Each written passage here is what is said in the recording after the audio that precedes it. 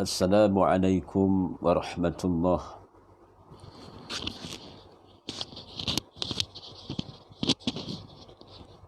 Alhamdulillah allazi 'allama bil qalam, 'allama al-insana ma lam ya'lam, 'allama al-insana ma lam ya'lam. Ashhadu an la ilaha illallah wahdahu la syarika lah, wa ashhadu anna Muhammadan 'abduhu wa rasuluh. Wassalatu wassalamu Muhammad ibn Abdillah wa ala alihi wa sahbihi ajma'in. La hawla wa la quwata illa billah.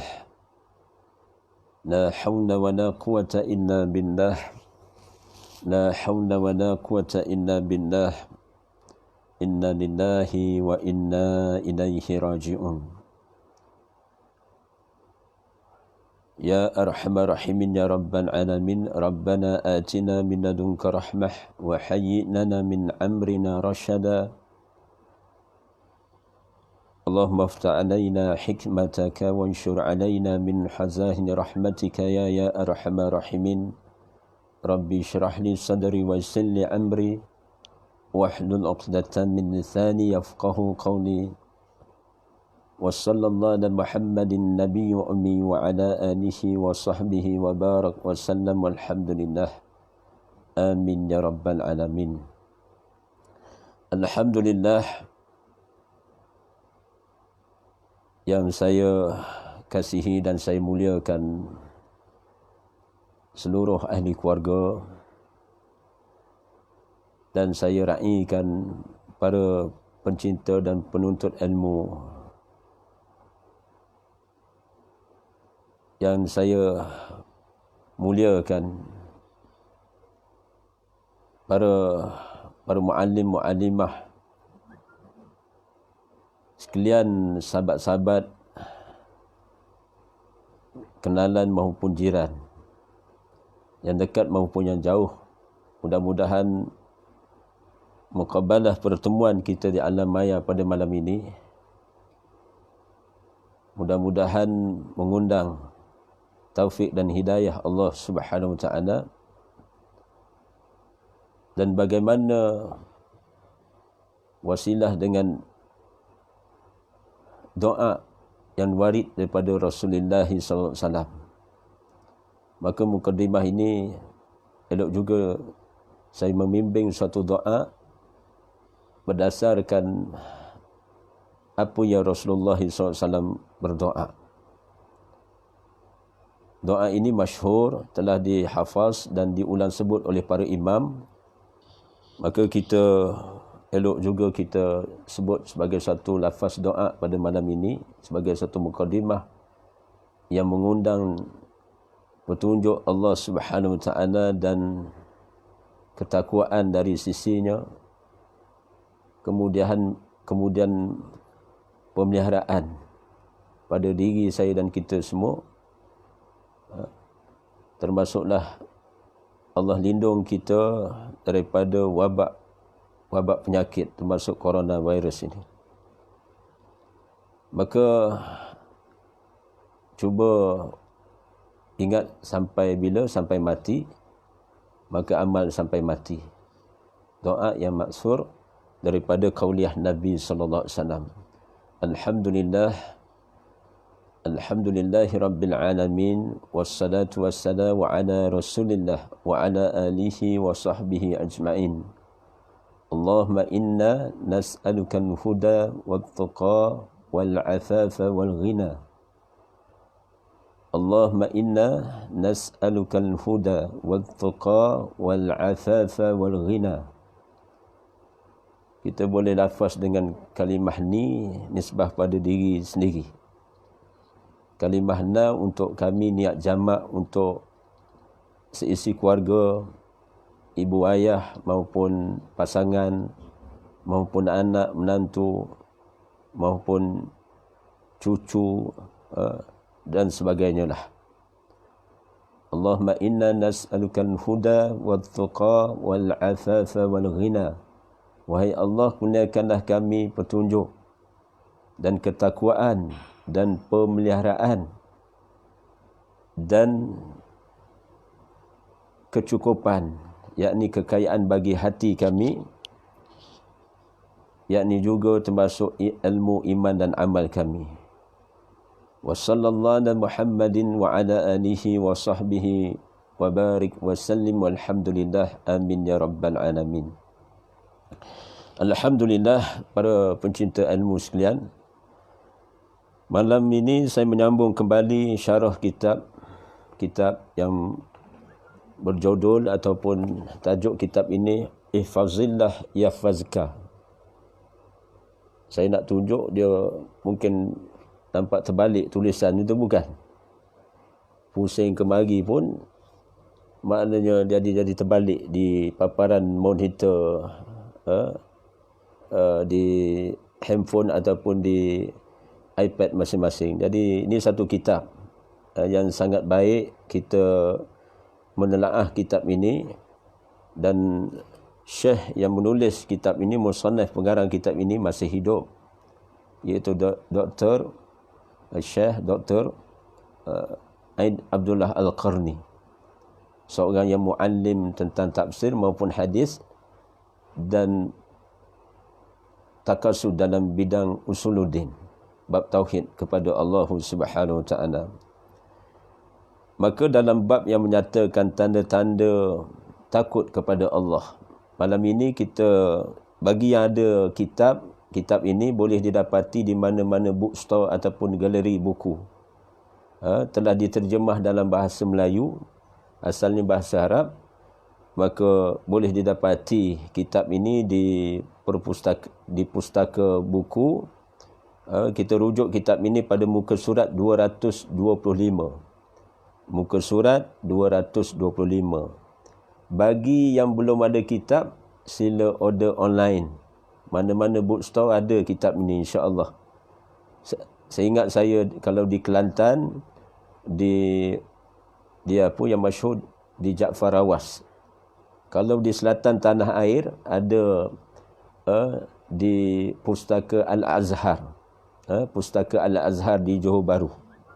Jadi ataupun di mana-mana di wilayah persekutuan ataupun di Lembah Kelang, ataupun order secara online, insya-Allah. Lah ni sekarang ni order apa pun, inilah hikmah bila PKP ini, Perintah Kawalan Pergerakan ini, hikmahnya siapa yang berniaga online maka memudahkan cara untuk kita mendapatkan apa-apa yang kita hajati. Jadi kalau benda lain boleh kita order online, ini kan pula kitab. Dan kitab ini taklah mahal, tidaklah mahal. Lebih kurang orang Kelantan sebut 45 riyal je. 45 riyal je. RM 45 ringgit.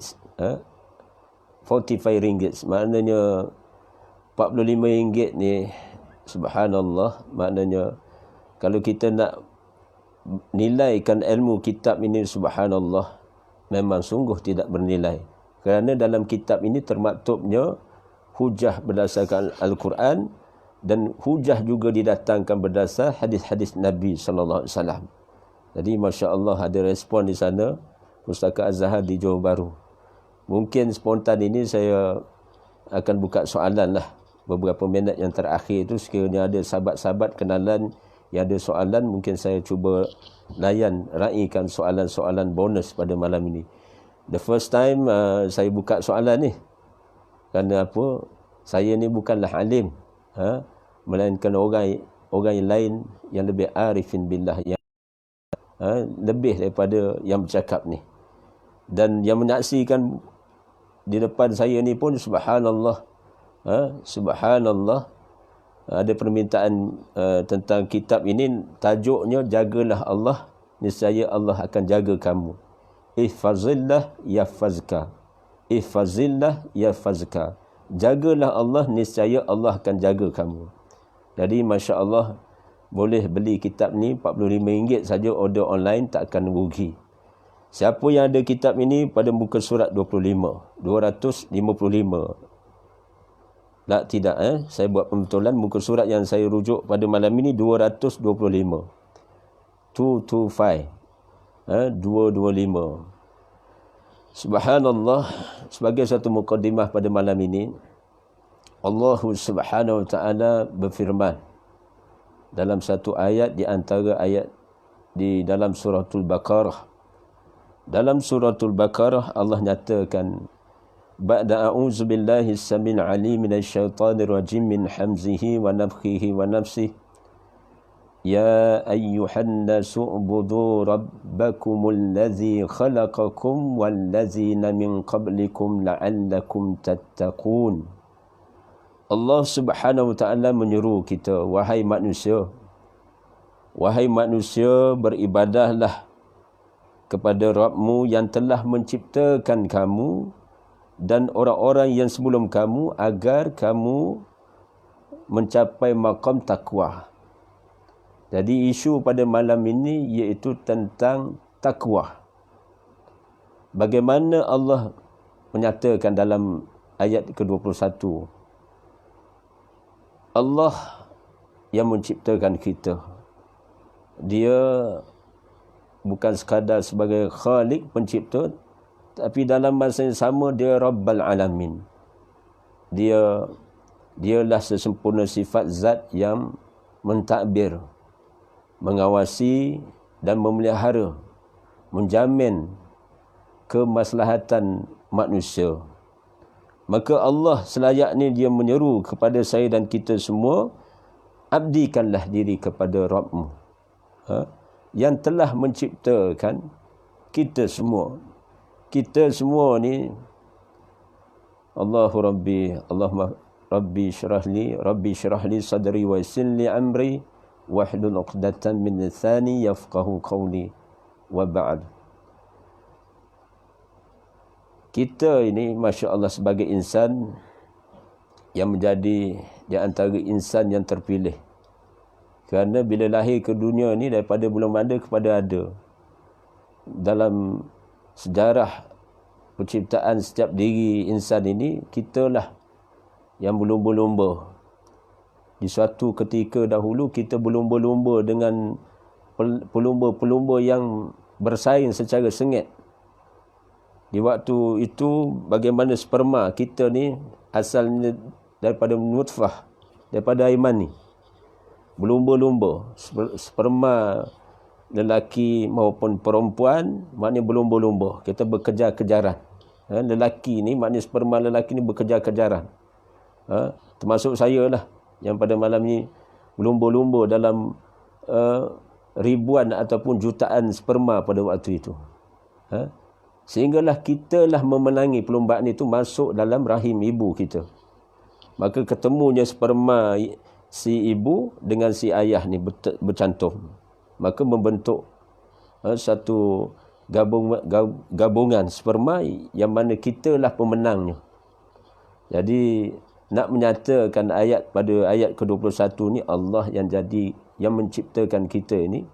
Bila Allah menciptakan kita, maka selayaknya kita ucap terima kasih. Dulu, kini dan selamanya lah kita kena ucap hamdalah, alhamdulillah, alhamdulillah, summa alhamdulillah. Ucap terima kasih banyak-banyak kepada Allah yang menciptakan kita ni. Apatah lagi Allah susun atur kita ni menjadi orang pilihan Allah, yakni kita ni termasuk orang yang menganut ajaran Islam. Agama yang murni, yakni sesuci agama ni, sesempurna agama ni, yang terbaiknya, tidak ada agama yang Allah reda melainkan Islam yang kita anuti ni. Maka dua kali kita kena bersyukur. Pertama tadi saya sebut, maknanya yang pertama Allah jadikan kita daripada belum ada kepada ada. Kemudian Allah pilih kita ni menganut agama Islam. Betapa ramai lagi umat manusia belum menganut Islam. Bila mana kita telah menganuti Islam, maka Allah Subhanahu Wa Taala mengingatkan kembali tentang ciptaannya, dan kemudian kita merenung orang-orang terdahulu, Allah telah menciptakan kaum-kaum yang terdahulu, termasuk orang-orang yang terdahulu. Jadi kisah orang terdahulu, maknanya kita kena lihat, kita kena belajar sirah, kita kena belajar sejarah ni.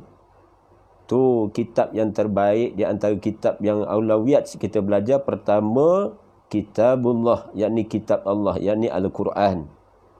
Terjemahan Al-Quran dan tafsir Al-Quran. Kita kena daulahkan, naik tinggi kitab ini. Bukan angkat, letak dekat pagar rumah ataupun letak di almari rumah, ataupun kita pakat tengok dalam masjid ada rak masjid, maka Al-Quran bersandar-sandar di dinding masjid ataupun di rak masjid. Bukan begitu caranya, melainkan kita kena ambil kitab ini. Kita kena baca dan baca dan baca. Kemudian kita kena mentadabur ayat-ayat Allah Subhanahu Wa Taala, sehingga kan masya-Allah bukan sekadar tadabbur, berusaha untuk beramal dengan seumpama ayat ke-21 dalam suratul Baqarah ini. Ya ayyuhan nasu budu rabbakumul ladzi khalaqakum wallazina min qablikum la'allakum tattaqun. Masya-Allah, ayat ni mengisyaratkan kita kena kenang orang-orang terdahulu. Maknanya Allah ciptakan orang-orang terdahulu, kaum-kaum terdahulu itu menjadi ibrah. Kita jangan tiru, terpedaya dengan kaum yang terdahulu yang telah diazab oleh Allah Subhanahu Wa Taala. Maka kita ambil generasi-generasi seumpama generasi awalin, generasi didikan Rasulullah sallallahu alaihi wasallam, yakni para sahabat. Ataupun kita boleh sandarkan kisah-kisah seumpama hayatul sahabah, generasi yang disebut salafus salih, ataupun mereka-mereka yang mengikut generasi yang kemudian ini sampailah generasi mutahirin ini, tapi masih mengikut rentak manhaj, maknanya orang-orang yang terkesan dengan didikan Rasulullah sallallahu alaihi wasallam. Baik. Nak menyatakan isu pada malam ni iaitu takwa. Dan telah diertikan pengisian takwa itu, salah satu pengertiannya, definisinya iaitu takut kepada Allah. Banyak pengertian takwa ini. Seumpama diandaikan bahasa kinayahnya, seumpama kita berjalan di suatu tempat, di laluan yang mana adanya maknanya seumpama kita lalu di satu jalan yang dipenuhi dengan kaca ataupun paku ataupun benda-benda tajam. Bila sesuatu yang diuji di pertengahan jalan ini, tentu kita nak lalu kawasan itu, laluan itu, tentu kita kena berhati-hati. Silap langkah, kita akan terkena paku ataupun terkena kaca ataupun terkena benda tajam. Begitulah kehidupan ini, ada langkah yang begitu kena cermat. Di sana dalam perjalanan hidup ini, maknanya ada jalan yang lebih selamat. Bukan semua laluan itu dipenuhi kaca ataupun paku ataupun benda tajam, melainkan kita kena melangkah secara hemah. Secara hemah, langkah demi langkah yang kita nak langkah itu, pastikan kita tak terpijak paku. Itu bahasa yang boleh kita nak andaikan bagaimana sikap hati-hati. Kerana hati-hati itu adalah takwa. Hati-hati itu adalah takwa. Subhana rabbiyal azim. Jadi pada malam ini, maka musannaf kitab ini membentangkan kepada saya tentang tanda-tanda rasa takut kepada Allah. Bagaimana keadaannya sebenarnya? Maka disebut ada 4 tanda-tanda takut yang sebenarnya kepada Allah Subhanahu Wa Taala. Sesuatu perkara dia ada tanda-tanda dia. Contoh perempuan yang mengandung. Ini perempuan yang mengandung. Tanda-tanda dia mengandung pasal apa? Pasal perut dia mula membesar. Paling tidak pun dia ada tanda sebelum mengandung tu, dalam proses dia mengandung tu, di awal di kandungan tu dia mula mual. Dia rasa macam nak kata mengidam, ya. Nak kata tidak pun ya. Jadi subhanallah, maknanya orang yang mengandung ni dia ada rasa dia. Dia ada rasa. Dahsyat diri dia ni, bagi perempuan ni dia ada rasa. Jadi kita yang melihat ni subhanallah, subhanallah, kita yang melihat ni pun maknanya kita tahu orang mengandung ni dia ada tanda ni. Salah satunya perut dia mula ke depan. Ataupun dia mula tunjukkan simptom mengandung seumpama dia muntah. Dia muntah, mual dia muntah. Bagi setengah wanita yang mengandung begitulah keadaannya. Saya nak contohkan ada tanda lah, ada tanda. Apa lagi tanda yang boleh kita guna pakai? Seumpama duit lah, money. Duit kertas dah. Duit kertas ni ada yang original, ada yang tulen, ada yang asli. Tapi duit kertas tu juga kalau silap pilih, kalau kita tak hati-hati, duit kertas tu jadi duit kertas yang palsu. Dia panggil non-original. Nampak macam sama, RM100 ni nampak macam sama RM50 ni, tapi sebenarnya duit tu duit palsu. Begitulah takwa ni. Apakah saya dan kita semuanya takwa yang sebenar di sisi Allah ke, ataupun takwa di sisi makhluk, ataupun takwa di sisi manusia? Dia beza. Very different. Dia beza. Memang sangat berbeza. Takwa di sisi Allah ada gaya dia, ada lifestyle dia. Takwa di sisi manusia ada pula gaya dia. Ataupun takwa di sisi makhluk. Contoh takwa di sisi makhluk, kalau kita takutkan makhluk, kita katalah ada orang takutkan tikus, takutkan lipas, maka fi'li perbuatannya lari. Bila dia takutkan, dia tengok saja bunyi je tikus tu, ataupun dia tengok je lipas tu terbang sana terbang sini merayap tu, dia mula naik geli. Dia naik geli, jadi dia rasa takut. Sambil dia geli tu dia rasa takut. Lepas tu takut lipas tu masuk dalam kain. Masuk dalam kain. Subhanallah. Jadi nak sebutnya takut kepada makhluk maknanya lari. Benar ke tidak? Memang takut pada makhluk lari lah jawapannya. Takut pada anjing pun lari. Takut pada hantu pun dia jadi kembang bulu, maknanya bulu roma ni jadi seram sejuk, maknanya dia tak berani nak lalu kawasan kubur malam-malam. Ataupun dia rasa takut, anak cucu kadang-kadang takut nak ke bilik air pasal dia digambarkan ada hantu. Bila tutup lampu malam-malam nak ke bilik air takut. Sampai ketua pun ada orang takut hantu. Waliyazubillah. Jadi itu takut pada makhluk. Baik, takut pada manusia contoh. Takut pada manusia ni pula dia takut, dia segan. Dia segan. Contoh, di antara sifat orang takut pada manusia ni, maknanya takut mungkin kekuatan dia, lawan dia tu berani, jadi dia takut. Maka sama ada dia nak berdepan ke tidak, maknanya dia sanggup berdepan ke tidak dalam dua. Subhana rabbiyal azim.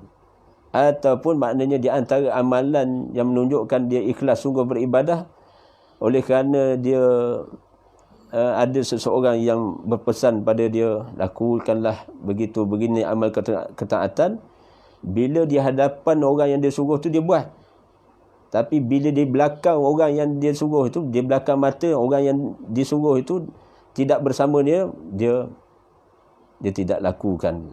Seumpama amal ketaatan, amal soleh yang dilakukan kerana suruhan orang tu. Jadi bila mana dia lakukan kerana orang, ini takut ni tidak hakiki. Takut yang sebenar iaitu maka disyarah oleh isi kitab ni. Poin yang pertama pada malam ini iaitu, maksud yang pertama pada malam ini dinyatakan, iaitu tanda-tanda takut yang sebenar kepada Allah, iaitu yang pertama, keadaan yang nampak dan yang tersembunyi adalah sama, sehingga yang nampak tidak kelihatan lebih baik dari yang tersembunyi. Saya ulang sebut, bagaimana musannaf kitab ini mengisyaratkan, iaitu yang pertama tentang takut, tanda takut kepada Allah, keadaan dia beribadah, keadaan yang nampak, ketika dalam keadaan yang nampak dan yang tersembunyi adalah sama. Di depan orang, di belakang orang, maknanya sama. Sama, dia fair, maknanya sama je. Depan mata orang, belakang mata orang sama. Ini sekurang-kurangnya mencapai maqam takwa. Rasa takwa kepada Allah, yakni atas maksud pengertian takut kepada Allah tadi. Kemudian sehinggakan maqam takwa yang lebih baik daripada itu, iaitu sehinggakan yang nampak tidak kelihatan lebih baik daripada yang tersembunyi. Saya ulang balik, sehinggakan amalan dia ketika yang nampak tidak kelihatan lebih baik daripada yang tersembunyi. Apa maksud ni? Maksudnya subhana rabbiyal azim, di belakang mata orang tu, di belakang tabir penglihatan orang itu, dia beramal dengan percaya dan yakin dengan janji-janji Allah. Dia tetap buat amal-amal yang dia biasa buat di depan orang, maknanya dia tetap buat, di istiqamahkan, di qanitin. Tapi ada masanya, Masya Allah, ada masanya dia beramal di belakang tabir itu lebih baik. Contoh solat sunnah. Mudah kita faham, contoh solat sunnah. Kita pergi ke masjid bagi muslimin, selalu kita akan tengok kawan-kawan kita ataupun diri kita sendiri beramal dengan sunnah. Masuk masjid, langkah kaki kanan, kemudian doa, Allahumma ftahli abwaab rahmatik. Minta Allah buka pintu keberkahan, minta Allah buka pintu barakah dari sisinya atas kita melangkah di rumahnya. Minta Allah barakahi amal pekerjaan kita ke masjid itu dengan Allah buka pintu keberkahannya. Dan bila kita masuk ke masjid, kita dirikan solat sunnah. Kemudian katalah masuk maghrib, kemudian kita setelah solat maghrib, solat tu jemaah, maka kita ramai-ramai kita akan tengok, maknanya ramai-ramai akan bangkit bangun solat sunnah ba'diyah maghrib. Begitu jugalah ketika solat isyak, ba'diyah isyak pun ramai juga yang melakukan solat sunnah di masjid setelah solat fardu berjemaah, solat isyak itu. Tapi bila mana kita, katalah kita dalam keadaan sekarang ni, dalam keadaan sekarang ni dihadkan hanya imam yang bertugas dan muazzin dan tuksiyah aja, 3 orang ni je yang boleh mendatangi masjid. Yang selain itu, maka kesemua dengan fatwa yang ada oleh para mufti dan fatwa kebangsaan pun telah keluarkan satu kenyataan rasmi, maka oleh kerana sebab-sebab tertentu untuk mencegah kemudaratan kepada umat manusia ini, maka ada perbahasan fiqhnya sehingga kan kita diizinkan. Fiqh ini ada kalanya berubah hukumnya, sifatnya, kerana melihat pada wakil ataupun bi'ah, suasana ataupun wakil setempat tu, kerana ada alasan-alasan yang kukuh. Seumpama mudaratnya apabila seumpama coronavirus ni, subhanallah, memang berbahaya. Jadi maka kita menuruti nasihat-nasihat para alim ulama yang alim tentang bidang mereka, termasuk pakar-pakar perubatan, beri pandangan, maka kita dengar dan taat. Taib. Ketika kita di rumah ni lah, di rumah masing-masing ni, apakah kita tadi ketika biasa kita ke masjid, kita solat sunnah ba'diyah maghrib dan ba'diyah isyak. Ini contoh. Maka sepatutnya amalan yang seumpama itu bagi muslimin, termasuk juga muslimat, teruskan istiqamah. Istiqamahkan maknanya terus lakukan solat sunnah tu di rumah, walaupun solat dilakukan di rumah. Orang masjid tak tengok, kawan-kawan kita tak tengok, tapi kita tetap istiqamah melakukan solat sunnah di rumah. Maka bila kita boleh imbangi. Di depan orang kita melakukan amal yang soleh, di belakang mata orang kita melakukan amal yang soleh, seumpama contoh solat sunnah tadi, maka ini tanda-tanda level takwa yang stabil. Yang maknanya yang asasnya kena ada pada saya dan kita semua. Taib. Namun yang lebih baik daripada itu, mengikut maksud isi kitab ini, pengarang kitab ini, kita melakukan yang lebih baik. Yang lebih baik. Contoh, biasa kita di depan orang kita buat 2 rakaat. Tapi di belakang mata orang kita ada tambah lagi 2 rakaat. Solat sunnah. Contoh, solat sunnah yang biasalah muslimin, mungkin sebahagian daripada muslimat pun lakukan, iaitu solat sunnah seumpama di malam hari. Solat sunnah di malam hari. Solat sunnah di malam hari. Sama ada sebelum tidur ataupun sebelum azan subuh berkumandang. Di waktu belakang tabir manusia, maknanya belakang tabir manusia ramai yang masih dalam keadaan tertentu, tiba-tiba kita mampu melakukan solat sunnah.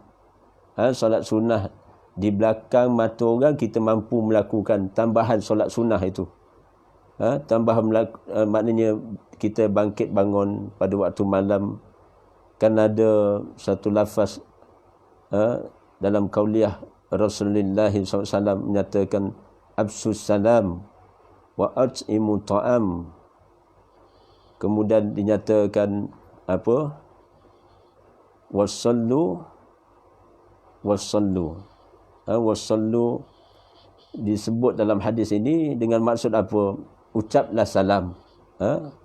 Ucaplah salam dan berilah makan.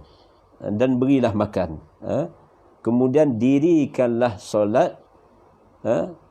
Dirikan solat di waktu orang dalam keadaan tidur lena. Di waktu malam itu, dirikanlah solat waktu ramai yang tidur lena, maka niscaya kata Allah, katanya Nabi SAW dalam sabda Nabi SAW ni, tadkhulul jannata bisalam. Tadkhulul jannata bisalam. Niscaya kalian akan masuk syurga dalam keadaan selamat.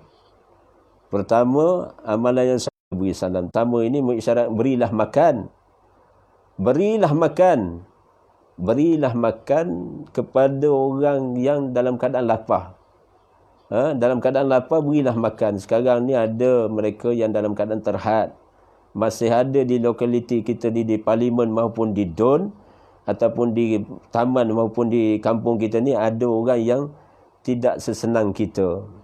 Dan bila dapat laporan dalam grup WhatsApp dan sebagainya, tiba-tiba ada yang tidak sampai terputus pekerjaan, tak ada pendapatan, suami isteri tak kerja, maka aulawiyatnya kita yang mampu, masih cukup makan, cukup pakai, ada kenderaan, ada simpanan, saving account, current account pun ada, maka malu kita kepada Allah, kerana orang yang susah ni ada hak kepada diri saya dan di antara kita.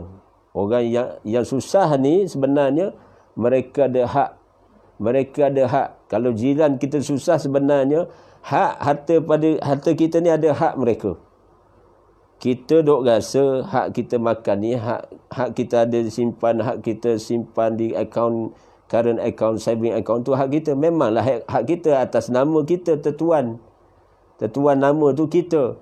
Tapi dari segi syariat, dari segi sunnahnya, dari segi tuntutannya, rupanya orang yang susah ni ada hak mereka. Dalam diam, orang yang susah ni ada hak di atas harta kita. Bagi kita yang berilmu, beramal dengan ilmu, beramal dengan iman, beramal dengan takwa, maka tunaikan hak itu. Maka ini amalan kedua yang meningkatkan takwa kepada Allah Subhanahu Wa Taala. Dan yang ketiga itu bangkit bangun malam, walaupun dengan 2 rakaat, menghadap wajah Allah, menghadap hati kita ni, menghadap kepada Allah, tawajuh kepada Allah. Maka Rasulullah SAW menyatakan, tadkhulul jannata bisalam. Niscaya kalian semua akan masuk syurga dalam keadaan selamat.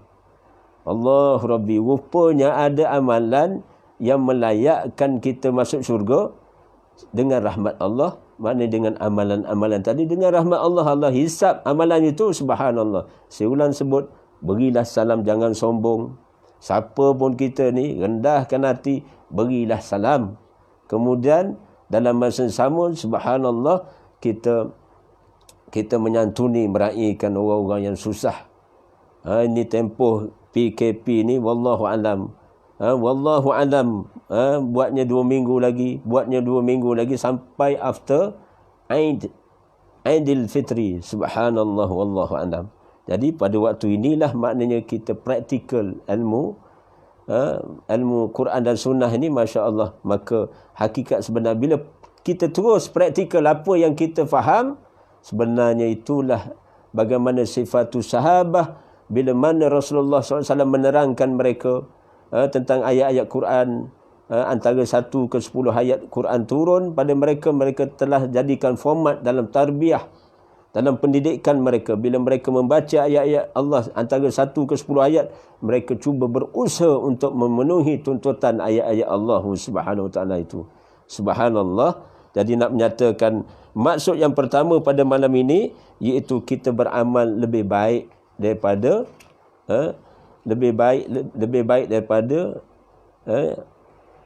daripada qadar biasa. Lebih baik pada qadar biasa. Kita kena mujahadah, maknanya di depan orang kita buat qadar yang mana yang fardu, yang sunnah, yang asas itu, tapi di belakang mata bab sedekah pun maknanya kita boleh buat yang lebih baik lagi. Masuk dalam tabung, nampak kulit luar tu katalah ada warna merah. Ada orang dia praktikal, dia saja nak jaga hati dia, dalam lipatan duit RM10 tu dia letak lagi color, warna apa? Warna biru ataupun warna purple. Dia balut, dia letak dalam tu. Ada manusia ni begitulah. Begitulah keadaan dia, kerana saja dia nak jaga hati dia supaya dia benar-benar jujur lillahi ta'ala. Dia benar-benar jujur. Maka maksud yang kedua, tapi dalam masa yang sama, musannif kitab ini menyatakan satu hadis berdasarkan Imam Tirmizi, menyatakan bahawasanya Rasulullah sallallahu alaihi wasallam bersabda, bagaimana Allah Subhanahu Wa Taala berfirman. Ini satu hadis qudsi, menyatakan Allah Subhanahu Wa Taala berfirman, iaitu akan wujud beberapa kaum yang berpura-pura dalam kekusyukan. Mereka memakai kulit domba halus di hadapan manusia, yakni berpura-pura. Lidah mereka lebih manis daripada madu. Hati mereka lebih pahit daripada tanaman jenis jadam, yakni rasanya sangat pahit. Maka atas namaku, kata Allah, aku bersumpah, Allah sendiri bersumpah, aku bersumpah untuk menurunkan fitnah dan cobaan yang menyebabkan orang yang lembut menjadi gundah. Apakah mereka hendak menipuku ataupun mereka berani kepadaku. Inna lillahi wa inna ilaihi raji'un.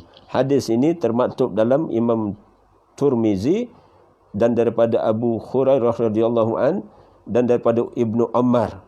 Ibnu Umar, dan terlihat dalam kitab Mishkat. Dalam kitab Mishkat. Nak menyatakan apa ini dalil satu hadis qudsi, bagaimana Allah berfirman menggambarkan satu kaum, satu golongan orang yang manis perkataannya, tapi rupanya hakikatnya Allah saja yang tahu. Mereka ada sifat berpura-pura ni. Khusyuk dalam solat, macam khusyuk dalam solat, tapi hatinya Allah yang tahu. Allah yang tahu.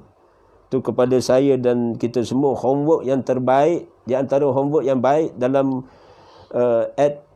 stay at home ni, duduk di rumah masing-masing ni, homework yang boleh kita usaha lakukan. Kerja rumah yang selain daripada kerja rumah untuk kemas rumah, ataupun kerja rumah untuk memasak, ataupun cari gotong royong atas membersihkan rumah maupun buat masakan di dapur dan sebagainya itu, maknanya itu urusan maknanya adatnya biasa kita lakukan.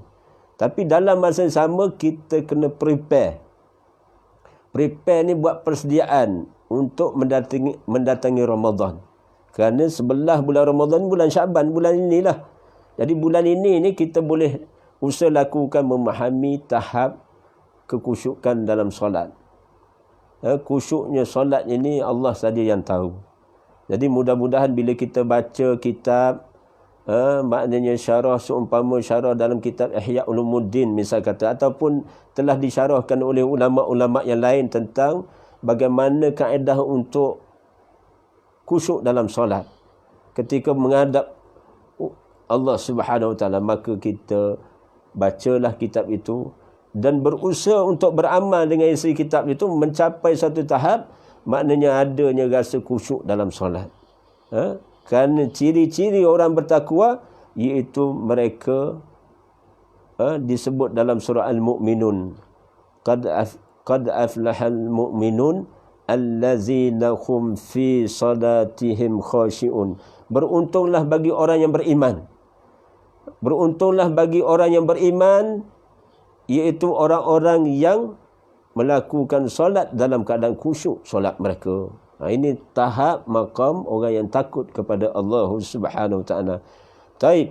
Yang kedua pada isi kitab pada malam ini, musannaf kitab ini menyatakan, hendaklah seseorang hamba itu jujur dengan Allah, sama ada dalam perbicaraan ataupun tindakan maupun perbuatan. Jadi kejujuran tidak hanya dalam perbicaraan saja. Maksud yang kedua tentang tanda-tanda takut kepada Allah ini, maknanya hendaklah saya dan kita semua kena jujur. Jujur dengan siapa? Pertama, jujur dengan Allah. The very important, satu benda yang penting, hubungan kita hablum minallah ni. Hubungan dengan Allah ni, yang pentingnya kita benar-benar, kita jujur. Jujur dengan beribadah kerana Allah, lillahi ta'ala. Maka disebut oleh para ulama menyatakan kejujuran itu ada 3 tingkatannya. Yang pertama, jujur dalam keadaan. Ingat, yang pertama jujur dalam keadaan. Kemudian yang kedua jujur dalam perkataan. Dan yang ketiga jujur dalam perbuatan. Jadi cuba cermin, saya sendiri kena cermin diri saya. Biasa kita tengok cermin, nampak siapa? Nampak diri kita dulu kan. Jangan-jangan kita cermin, kita tengok belah belakang. Biasanya kita tengok bila pergi ke cermin kan, kita akan tengok rupa kita sendiri. Sebelum tu lupa, maknanya bagus juga tengok cermin ni. Kerana diriwayahkan dalam fi'l perbuatan Nabi SAW, ketika ada sahabat mendatangi rumah Rasulullah nak ada hajat dengan baginda Nabi SAW, tiba-tiba Rasulullah SAW pergi ke tempat bekas air. Rasulullah tengok dalam takungan air itu, Rasul tengok wajah baginda, Rasulullah segakkan rambut. Rasulullah betulkan rambut ni dalam keadaan kemas. Aisyah melihat perbuatan Nabi SAW ini. Aisyah melihat perbuatan Nabi SAW ini. Aisyah tengok sampailah Rasulullah pergi ke jumpa sahabat, kemudian selesai urusan dengan sahabat, Rasulullah pun masuk ke rumah baginda Nabi SAW. Dan Aisyah pun tanya, wahai suamiku, ya Rasulullah, apakah kamu melakukan demikian?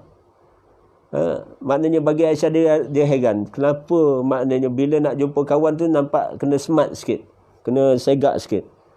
Maka Rasulullah mengisyaratkan, apabila kita ingin bertemu kawan, bertemu sahabat, eloklah bagi kita, diri kita ini segakkan rambut supaya maknanya kawan dapat lihat dalam keadaan, maknanya hubungan dengan kawan, dengan sahabat maupun dengan ahli keluarga, biar nampak kita ni terurus.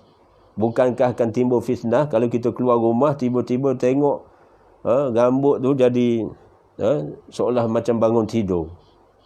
Betapa ramainya maknanya insan-insan sekarang ni, maknanya oleh kerana dalam suasana, bukan suasana perang sekarang ni, tapi suasana berperang dengan apa? Nafsu syahwah.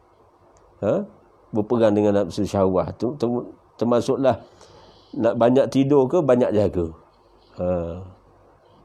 Antara pukul 7 waktu terbit matahari sampai pukul 7 malam, kata dah to 12 hours. 12 maknanya 12 jam. Andai kata nisbah kita tidur daripada jaga tu lebih banyak, inna lillahi wa inna ilaihi raji'un. Kena ingat para penuntut ilmu semua, termasuk saya lah, jangan maknanya sampai tidur ni terlebih dos. Terlebih dos tidur tu sampai maknanya khaf. Katalah 12 jam, tiba-tiba tidur setengah hari tidur. Tolak campur setengah hari tidur. 6 jam tidur siang hari tu. Subhanallah. Itu alamatnya apa? Alamatnya apa tu? Alamatnya, adalah alamat tu. Adalah alamat tu. Subhana rabbiyal azim. Nak menyatakan apa? Apa yang saya nak maksudkan tadi, iaitu benar-benar kena jujur dalam keadaan, jujur dalam perkataan dan jujur dalam perbuatan. Maka dalilnya didatangkan oleh Imam Tirmizi daripada Syafi' Asy-Syabuhi radhiyallahu anhu, menyatakan bila mana dia mendatangi Abu Hurairah radhiyallahu an, ketika itu dia berada di dalam Masjid Nabawi, masjid di Madinah, masjid Rasulullah. Maka Syafi' Asy-Syabuhi ini bertanya kepada Abu Hurairah, wahai Abu Hurairah, wallahi demi Allah saya memohon kepada Tuan untuk menceritakan suatu hadis yang Tuan sendiri dengar daripada Rasulullah sallallahu alaihi wasallam.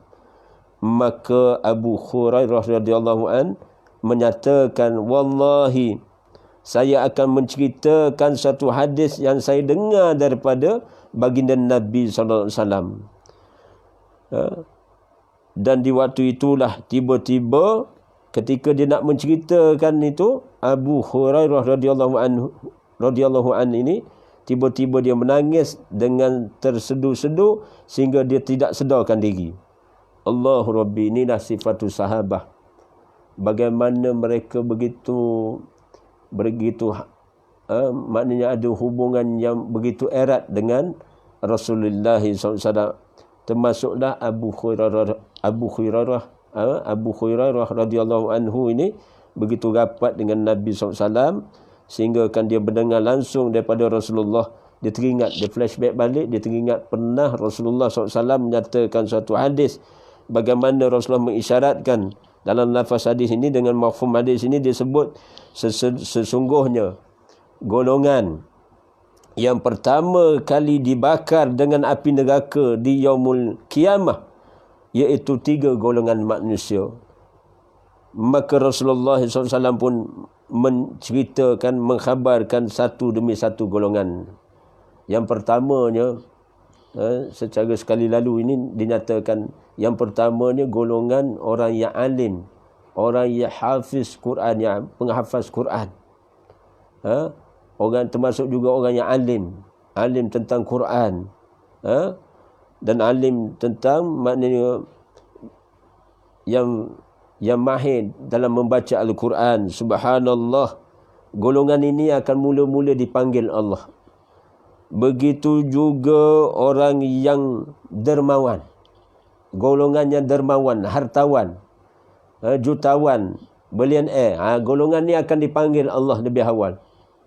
Dan golongan yang 3, golongan yang mati syahid, yang mati syahid akan dipanggil oleh Allah Subhanahu Wa Taala.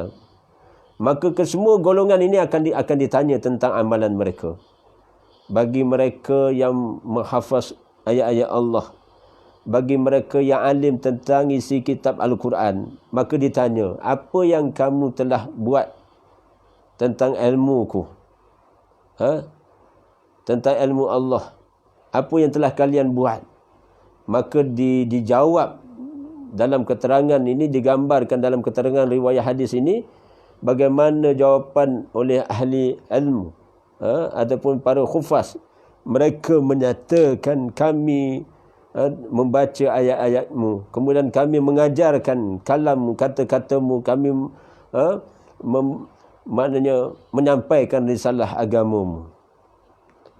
Maka di waktu yang sama, bila Allah sampai jawapan itu kepada Allah Subhanahu Wa Taala atas dakwaan yang pertama tadi, subhanallah, Allah Subhanahu Wa Taala menempelak kembali berhujah dengan golongan yang pertama ini, kalian lakukan bukan kerana aku. Kalian lakukan supaya kalian dipuji. Kalian maknanya membaca ayat-ayat Allah dengan perasaan riak, sum'ah, ujub dan sebagainya. Maka kalian lakukan bukan kerana aku. Subhanallah. Jadi kena ingat para penghafaz Quran, orang-orang alim, begitu juga yang memahami isi kitab Al-Quran, saya dan kita semua akan ditanya. Di mahkamah Yaumuddin, di Yaumul Mahsyar, kitalah orang-orang yang mengetahui ini akan ditanya lebih awal daripada orang-orang yang maknanya dalam keadaan mereka masing-masing akan ditanya. Golongan yang pertama, kedua dan ketiga ni termasuk orang dermawan akan ditanya. Apa yang kalian lakukan dengan harta kalian? Dari mana kalian dapat, ke mana kalian habiskan? Maka dijawab maknanya dia mendapat dengan sumber yang begitu begini, kemudian dia membelanjakan hartanya. Rupanya sebahagian ataupun orang yang jutawan, bilioner yang ada hartawan ni, dia menderma, dia infak, timbulnya perasaan riak. Dia nak menunjuk-nunjuk supaya orang boleh puji dia seorang dermawan, hartawan. Maka bila timbul perasaan macam ni, sebenarnya dia terdedah dengan fitnah, dia akan didakwa oleh Allah Subhanahu Wa Taala di mahkamah Allah. Kalian menginfak, bersedekah bukan kerana aku. Kalian menginfak sedekah ni kerana apa? Kerana untuk dipuji orang. Kalian seronok supaya orang memuji kalian.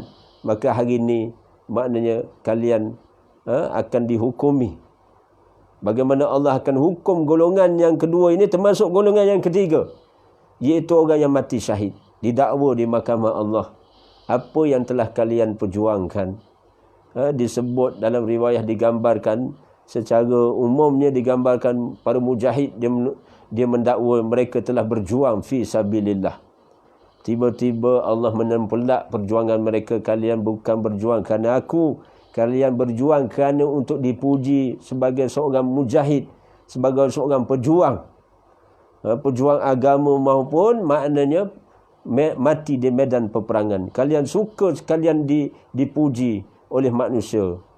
Subhanallah, Allah menempelak mereka ini. Tiga golongan ni, subhanallah, Allah campakkan ke dalam neraka. Dalam satu riwayat digambarkan neraka yang terkebawah lagi.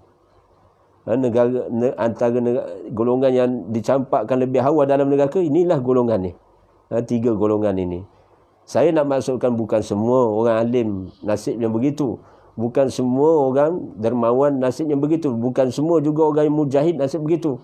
Maka peringatan buat saya dan kita semua, bila dalam kelompok ini, kita kena berhati-hati dengan amalan yang telah kita usaha lakukan. Pastikan benar-benar lillahi ta'ala.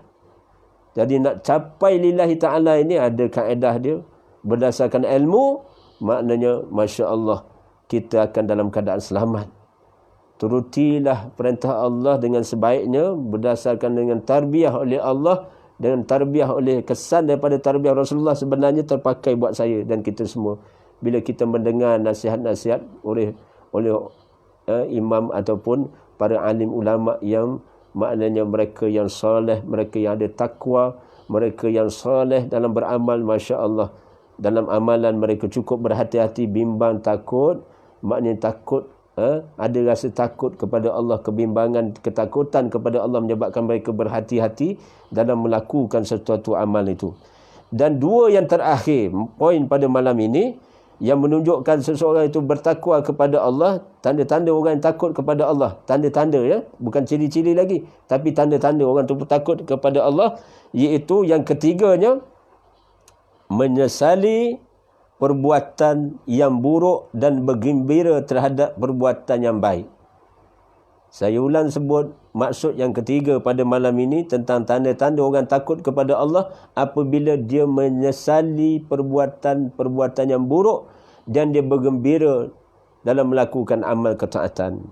Contoh,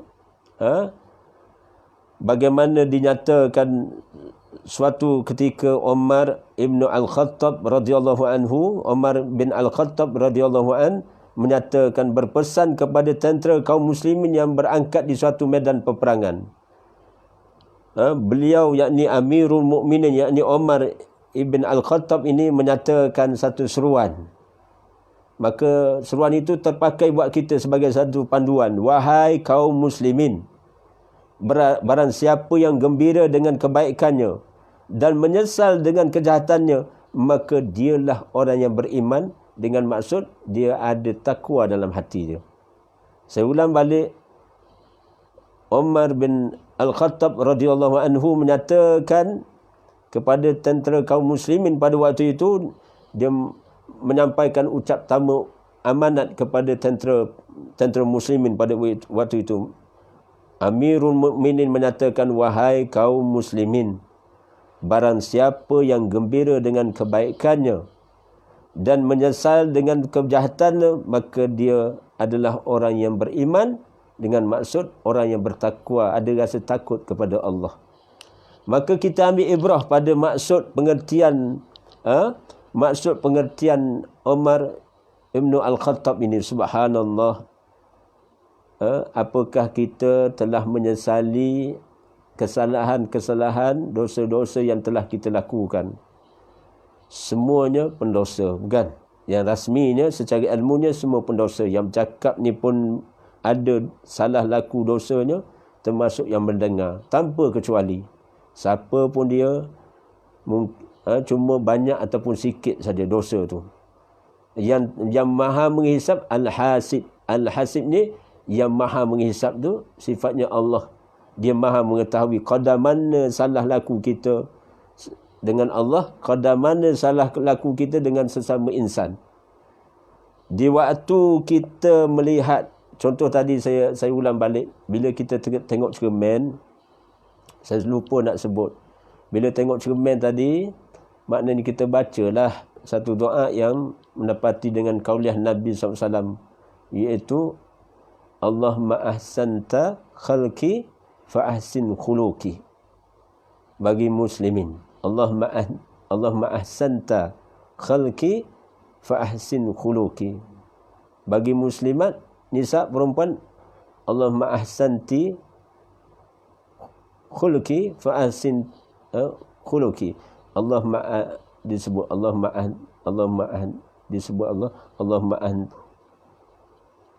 salli ala Muhammad wa ala alihi wa sahbihi wa barik wa sallim. Allahumma ahsanta khalqi fa ahsin khuluqi. Itu bagi muslimin. Lafaz muslimin ni mana kita berdoa, ya Allah, sebagaimana Engkau perelokkan rupa parasku, perelokkan akhlakku. Kalau payah benar nak bahasa Arab, baca doa dalam bahasa Melayu pun maknanya Allah ambil kira juga. Sebagaimana ya Allah Engkau rupa paraskan rupa aku ni dalam keadaan handsome ke, smart ke, cantik ke, lawa ke, ataupun seadanya, maka apa? Sebegitulah ya Allah perelokkanlah akhlakku. Maknanya hukum zahir dan hukum batin Allah dalam hisab Allah. Hukum zahir, maknanya zahir rupa parah kita ni satu hal. Maknanya kita kena syukur, terima seadanya rupa kita, maknanya putih ke, cerah ke, sawo matang ke, gelap ke, hitam manis pun alhamdulillah. Tu jangan seseorang di antara kita mempelekehkan, menghina rupa orang. Sesiapa yang menghina rupa paras orang, dia termasuk melakukan ghibah, mengumpat yang tidak dibenarkan. Mengumpat yang tidak dibenarkan oleh syarak, maka hukum dia seumpama dia sanggup memakan daging saudaranya, sanggup memakan daging saudaranya sendiri. Termaktub dalam suratul Fujurat ayat ke-12. Sila baca tafsir bagaimana tentang termasuk zon, sangkaan, termasuk juga ada bagaimana hukum ghibah. Ghibah ni mengumpat yang tidak dibenarkan. Kita tidak boleh mencela ciptaan Allah. katalah OKU ke, maknanya rupa dia tu, kita tak boleh mencela dia. Kerana yang merupa paraskan wajah manusia ni al-musawwir. Sifat bagi Allah merupa paraskan. Kalau kita marah macam mana pun, kita tahan perasaan kita. Jangan kita hina rupa dia. Yang boleh kita komen iaitu sifat dia, amalan dia. Tu boleh kita komen. Maknanya kita nak komentar sedikit tentang kita tak setuju dengan sifat dia, amalan dia. Tu boleh. Tapi dari segi rupa paras yang Allah jadikan ini, haram bagi kita maknanya mencela ciptaan Allah ni. Wajah, muka, kita kata muka dia sengit lah, muka dia tak cantik lah. Inna lillahi wa inna ilaihi raji'un. Siapa yang telah mengungkapkan begitu, maka dia kena bertaubat. Astaghfirullah wa atubu ilaih. Kemudian bila dia bersalahan dengan orang, maknanya dia kena minta maaf dengan orang tu. Tu bukan senang tu. Bila hubungan dengan manusia kena hati-hati, itulah. Takwa ni susah untuk kita praktikal, tapi kalau kita ada kekuatan dari segi hati, Allah kuatkan hati itu kita untuk beramal dengan sifat takut kepada Allah, kita mula rendahkan diri, kita mula meminta maaf atas kesalahan-kesalahan yang lalu. 1, minta ampun kepada Allah. 2, minta maaf sesama insan. Ini tanggungjawab pada diri saya dan kita semua. Dan apa tadi? Nak maksudkan bagaimana selain daripada menyesali perbuatan-perbuatan yang buruk, maka dalam masa sama kita bersyukur dan bergembira kepada Allah, maknanya dalam melakukan amal-amal perbuatan yang baik. Tu selepas kita menunaikan suatu amalan ketaatan, kita sebutlah Alhamdulillah. Orang puji kita, orang kata kita mu napuk juruh lah ni deh. Demo nampak juruh lah ni. Kamu nampak maknanya, Masya Allah, dulu lain, sekarang lain. Contoh, dulu rupa kita taklah macam ni. Sekarang ni makin handsome, makin cantik.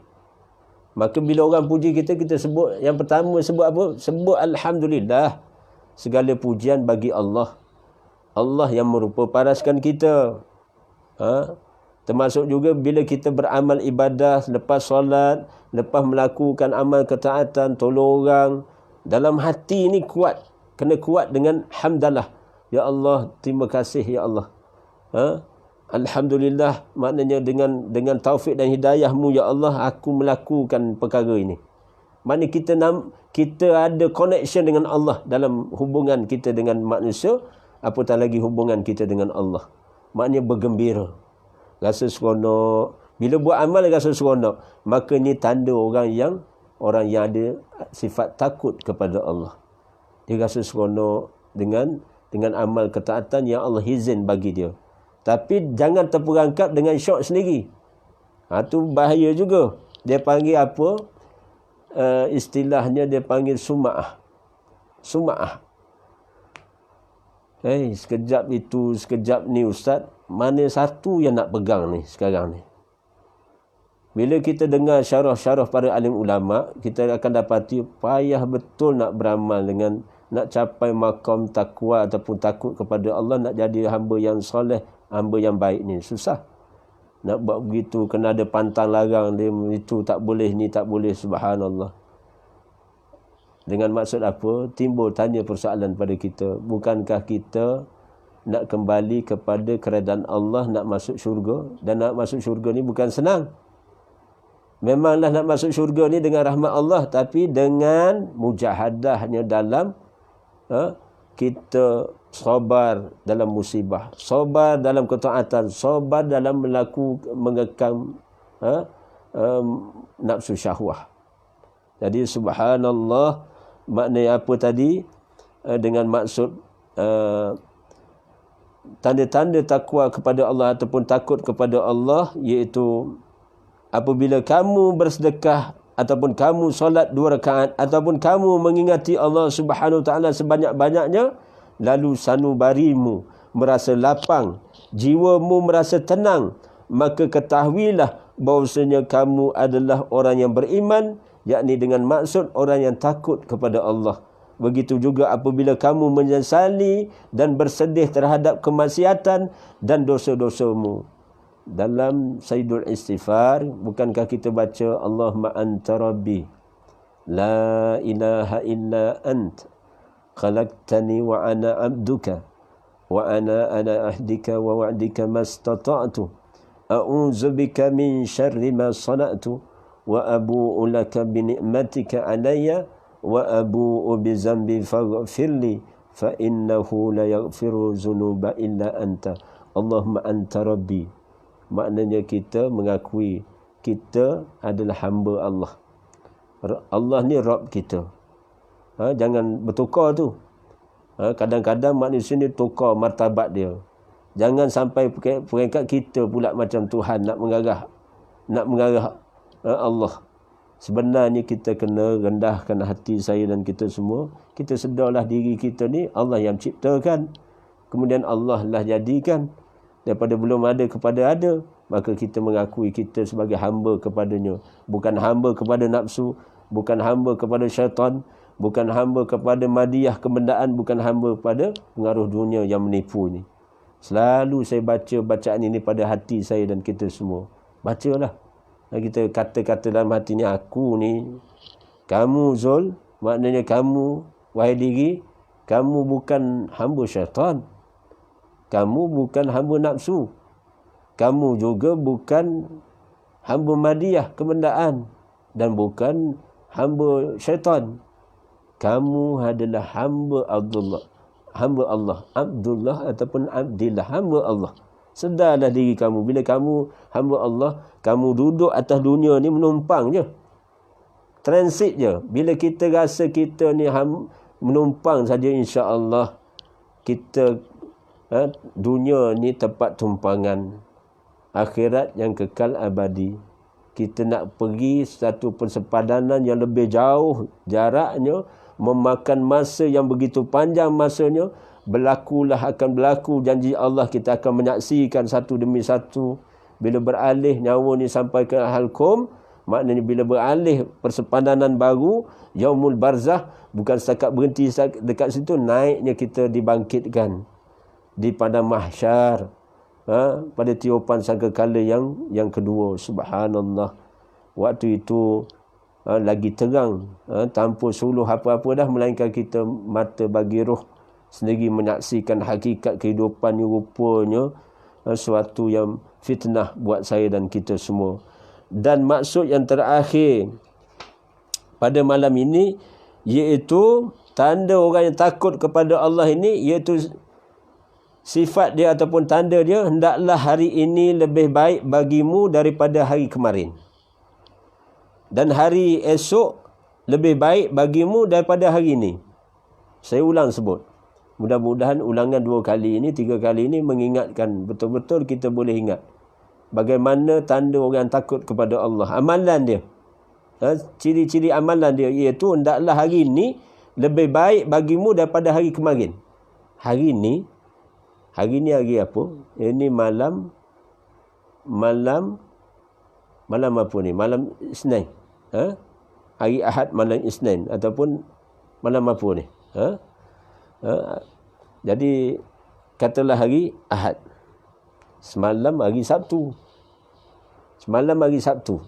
Jadi amalan hari Ahad tadi sebenarnya lebih baik daripada yang semalam, yang kemarin tu. Besok pula katalah hari Isnin. Besok pula maknanya amalan hari esok lebih baik pada hari ini. Ini tanda orang yang takut kepada Allah. Orang yang takut kepada Allah disyarahkan oleh ulama bagaimana sesiapa yang ibadahnya semakin meningkat, maka ini adalah ciri-ciri kejujuran dan takut kepada Allah Subhanahu Wa Taala. Dan siapa yang hari kemarinnya lebih baik daripada hari ini, dan hari ini lebih baik daripada hari esoknya, maka dia hanya berjalan mundur ke belakang, sementara ibadahnya sudah bercampur bau dengan kebohongan. Ni Bukan saya sebut, tapi pengarang kitab ni, Dr. Ain Abdullah Al-Qarni menyatakan bagaimana sesiapa yang dia beramal dengan keimanan pada tahap kemarin lebih baik daripada hari ini. Kemarin tu, kemarin semalam, hari Sabtu ataupun hari Jumaat, lebih baik daripada hari ini. Ataupun hari ini, contoh, ataupun hari ini lebih baik daripada besoknya. Maka sebenarnya orang ni melangkah, dia mundur ke belakang. Susah ke nak faham perkara ni? Nak kata susah, tidaklah susah, tapi bukan senang juga untuk beramal. Boleh faham, tapi nak beramal tu masalahnya. Masalahnya kena apa? Kena faham dengan baik-baik, kemudian kena mujahadah. Kena mujahadah beramal ni satulah cabaran kepada kita semua. Kita kena mengekang nafsu syahwah ini. Kita kena sabar dalam melakukan ketaatan, kerana waktu zon yang tertentu kita diuji Allah. Bila kita faham kita ni dalam fatrah ataupun dalam tempoh fatrah, maknanya tempoh bertenang, dan bila kita berada di bulan Syaban ini, sebenarnya ini dah tempoh terbaik untuk latih tubi. Untuk latih tubi, untuk memasuki dewan peperiksaan yang sebenar. Dewan peperiksaan yang sebenar, apabila masuk dalam Ramadan, kita boleh jawab terus. Kita boleh jawab terus soalan, katalah diberi soalan A, B, C dan D dan E, kita boleh tanda A itu sebagai markah yang tepat. Maknanya jawapan yang benar A itu, tanpa kita muskil. Maknanya latihan telah berlaku, riadah, tazkiyatun nafs. Maknanya tazkiyatun nafs ini iaitu persucian bagi hati kita. Kita pasang niat. Maksudnya tazkiyatun nafs ini termasuk juga persucian hati, termasuk juga niat. Bab niat ni, dia bermula dengan niat untuk beramal soleh solehah. Kemudian maknanya dengan ilmu kita beramal. Dengan ilmu, dia berbeza tu. Nak beramal, memang ramai yang boleh beramal, tapi untuk peningkatan maqam kita di sisi Allah kena ada ilmu. Ilmu yang semakin meningkat dan keimanan yang semakin meningkat, tentulah maqam kita di sisi Allah akan naik. Maknanya tingkatan kita di sisi Allah akan naik. Kerana syurga ni illiyin, dia ada tempat yang tinggi. Ada syurga Firdaus, ada syurga Ridwan, ada syurga Darussalam. Jadi ada tingkatan syurga ni. Syurga ni ada tingkatan 7 ke 8 tingkatan syurga ni. Syurga yang paling tinggi, syurga Firdaus. Masya Allah. Saya ulang sebut, bagi mereka yang bercita-cita untuk memasuki syurga Firdaus, cuba baca, hadam dan usaha beramal dengan surah Al-Mu'minun. Dengan tuntunan dan tuntutan ayat dalam surah Al-Mu'minun, antara ayat 1 sampailah ayat 11 ataupun 12 tu. Maka di hujung ayat ke-10, 11, 12 tu maknanya kita akan dapati Allah memuliakan orang yang beriman sampai tahap mereka beramal dengan amalan-amalan tertentu sehingga mereka akan dimasukkan ke dalam syurga Firdaus. Baca surah Al-Mu'minun, tengok tafsir, tanyalah para alim ulama yang lain selain daripada saya dan kita semua, tanya guru. Biar kita ni berguru ramai. Imam Asy-Syafi'i sendiri gurunya ramai. Tok guru kita, maknanya Imam Syafi'i sendiri berguru ramai.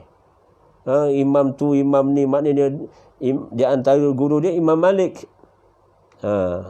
Dan imam-imam yang lain, maknanya ramai Imam Syafi'i berguru. Jadi kita mencontohi Imam Syafi'i.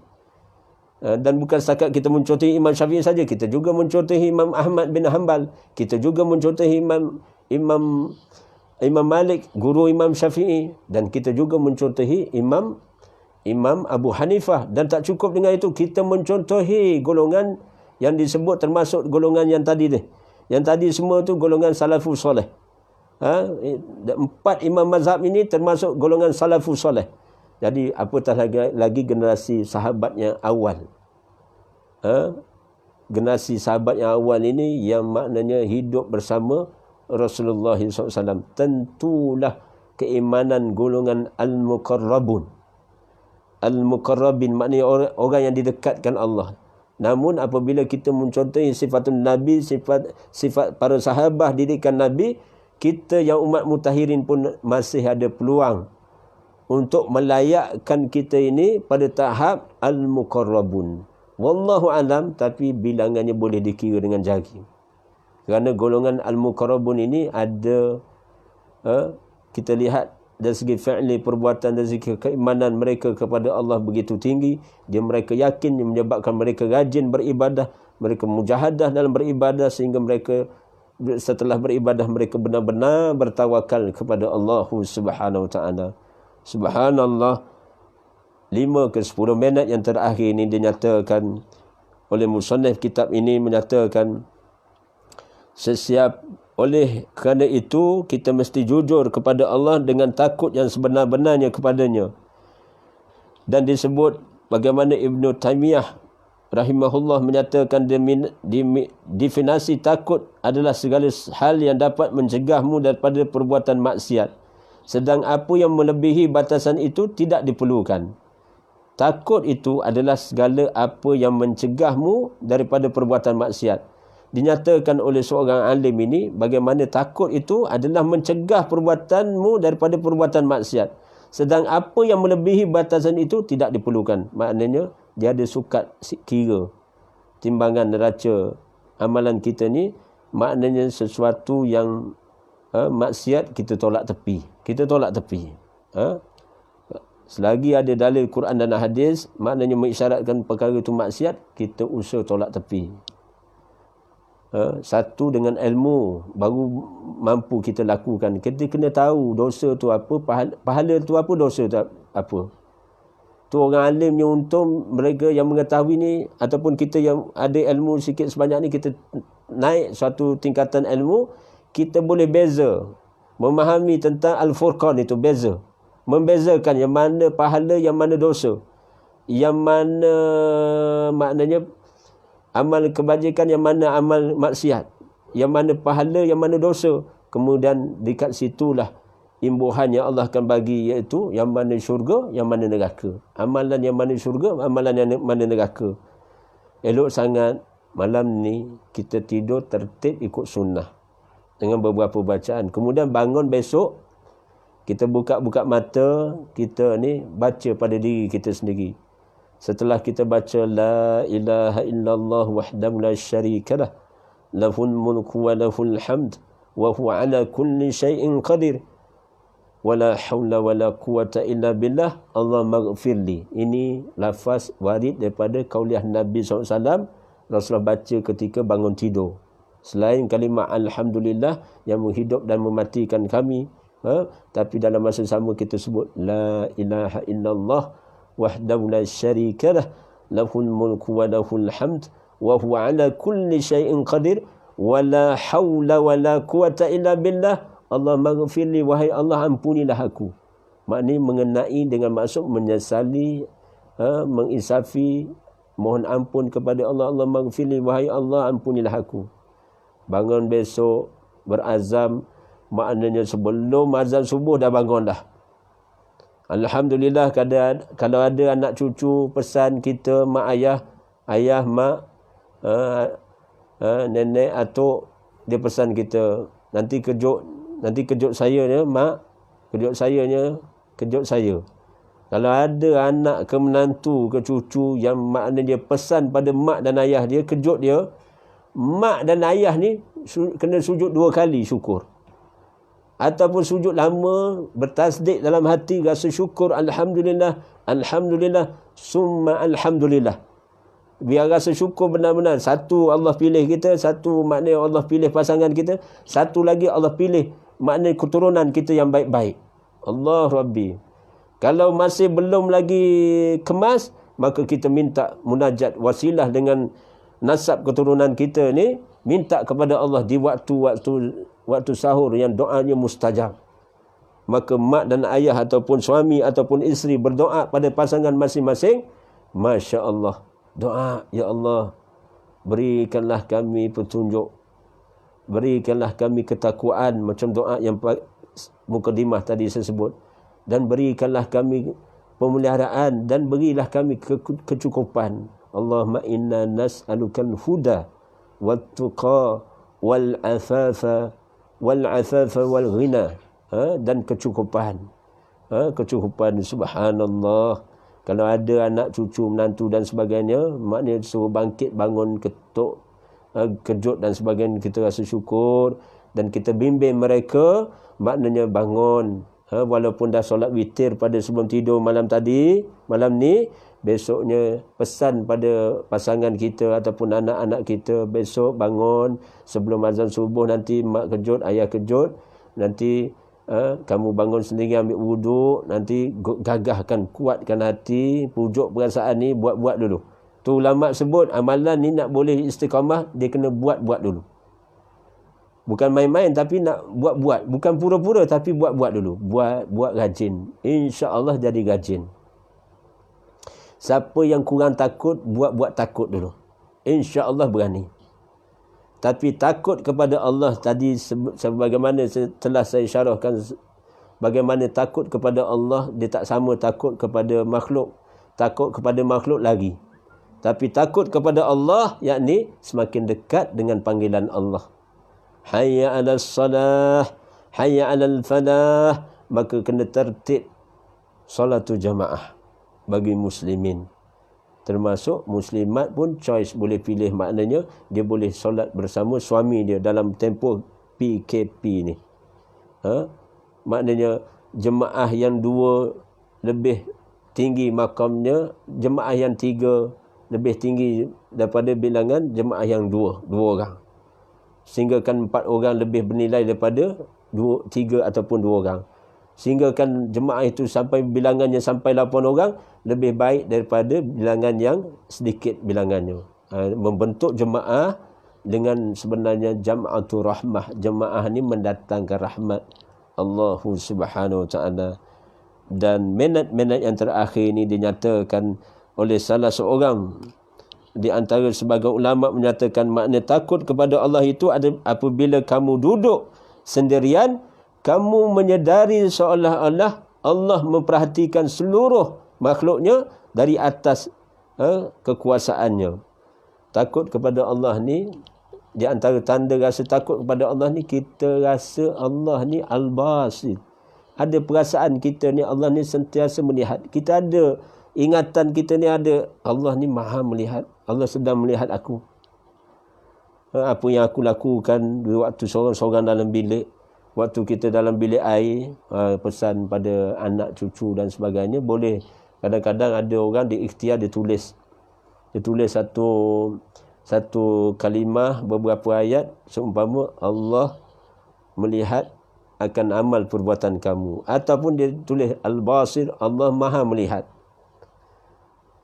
Jadi asuhan begini baik, adalah satu yang baik, sunnah. Ada satu yang sunnah, maknanya kita faham baik-baik, maknanya bila kita meyakini Allah ni al-basir, Allah ni maha melihat, Allah ni al-alim, Allah ni maha mengetahui, dan dalam masa sama Allah ni al-muttaqim, Allah ni maknanya sifatnya balas balik atas amal perbuatan manusia.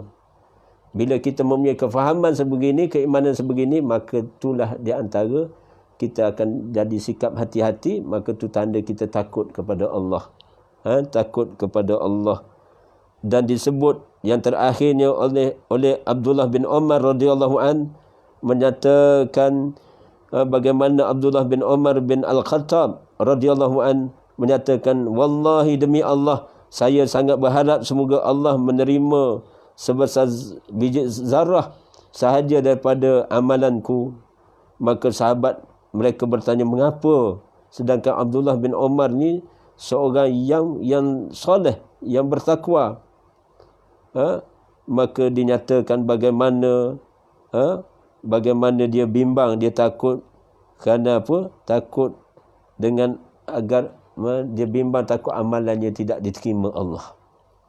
Jadi kebimbangan demi kebimbangan ini adalah tanda-tanda seseorang itu takut kepada Allah. Jadi bimbang juga, tapi kerja jalan. Kerja jalan. Bimbang maknanya kita bimbang, maknanya pembalasan Allah. Tapi dalam masa sama tingkatkan nilai amalan kita, termasuk iman dan ilmu kita. Kita tingkatkan ilmu, tingkatkan iman, kemudian tingkatkan amal. Barulah makna kita dalam keadaan yang lebih selamat. Kita lebih selamat.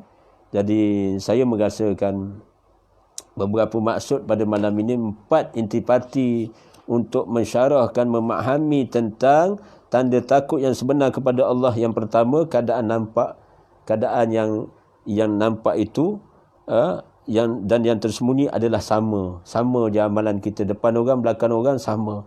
Malah yang lebih baik ini kita buat belakang orang tu, kita buat lebih lagi. Itu yang terbaik. Itu yang tingkatan iman kita kepada Allah akan naik. Begitu juga maknanya kita kena sikap jujur dengan Allah. Jujur ni telah disyarahkan panjang lebar tadi.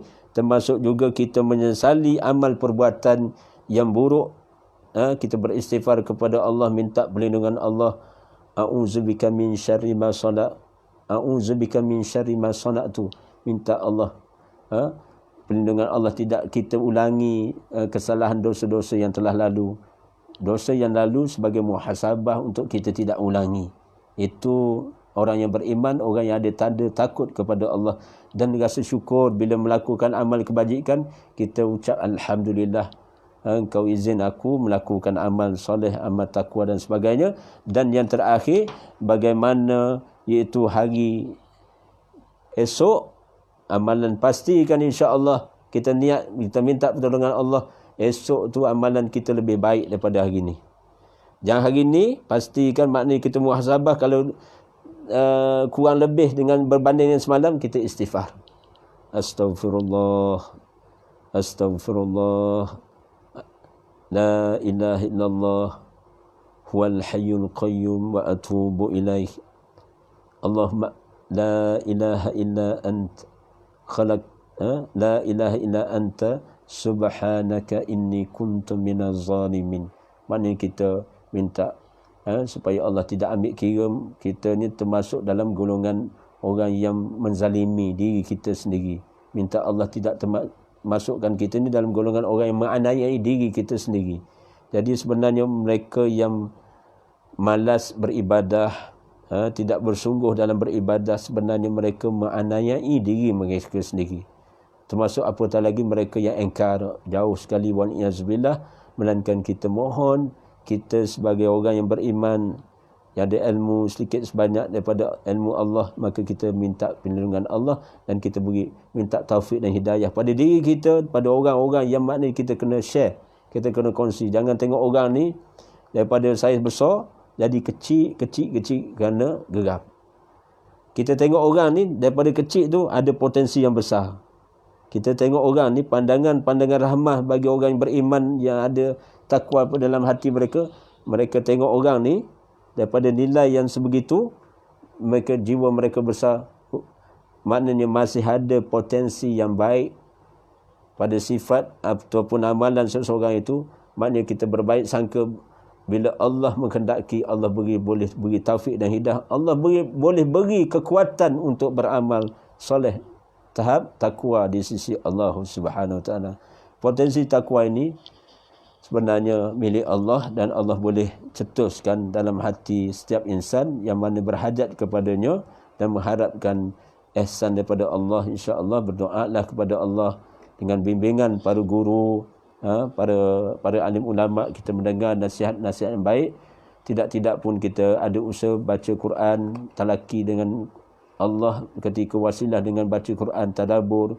Kemudian kalau tak tanya, tak faham, tanya muskil, tanya ustaz-ustaz, tanya orang yang arif tentang beberapa persoalan kehidupan ini. Insya-Allah dengan adanya hubungan kita bersama guru, pembimbing ataupun orang yang boleh kita rujuk, sebenarnya menyelamatkan kita daripada fitnah dunia yang sementara ini. Jadi cukuplah sekadar ini pada malam ini. Mudah-mudahan saya serah segalanya urusan disebut dalam satu ayat dalam surah Al-Hadid, bagaimana Allah nyatakan lahul mulkus samawati wal ard wa ilallahi turja'ul umur.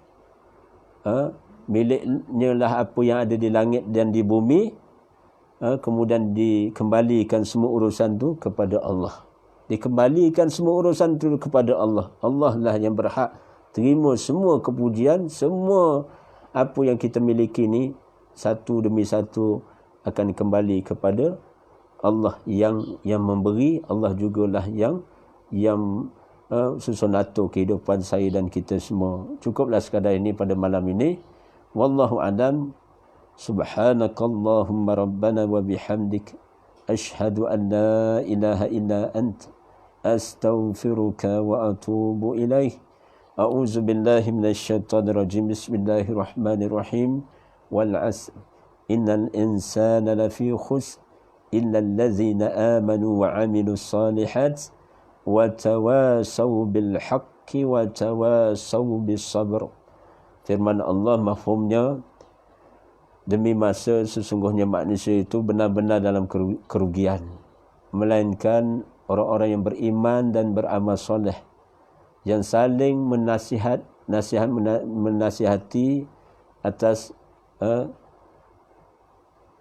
atas kebenaran dan saling menasihati dengan penuh kesabaran di dalam dada, dalam amal ketaatan. Insya-Allah Allah lah yang memberi taufik dan hidayah kepada kita semua. Siru ala barakatillah. Wallahu a'lam. Allah lah yang maha mengetahui di atas segala semua urusan itu. Wallahu a'lam. Wabillahi taufiq wal hidayah. Wassalamu alaikum warahmatullahi.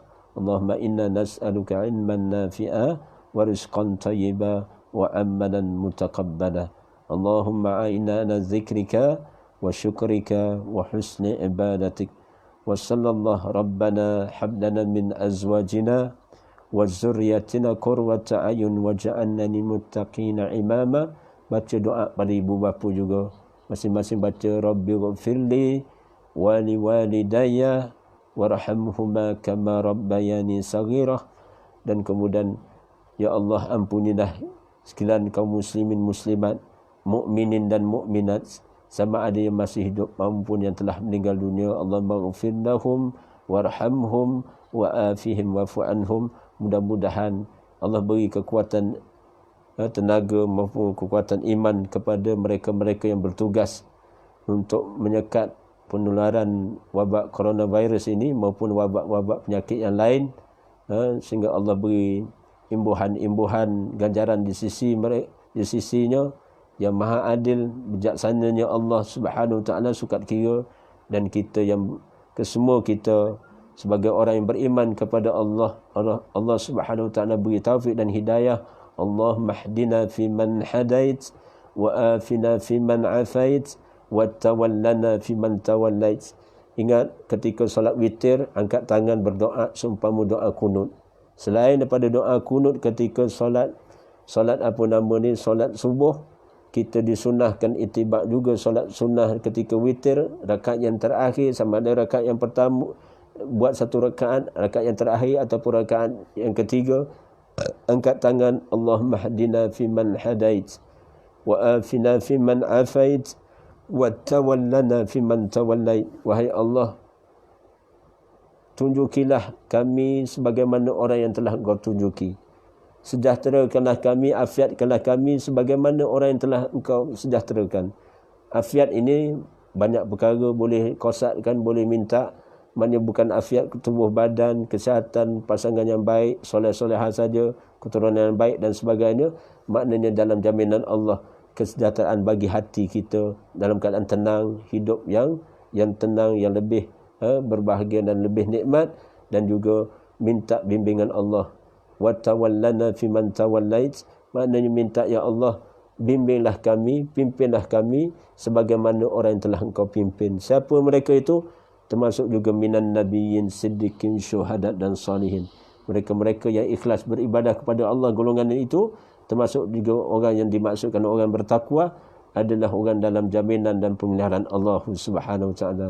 Amin ya rabbal alamin. Wallahu alam. Assalamualaikum warahmatullahi. Jadi kita tangguh atas soalan yang akan datang.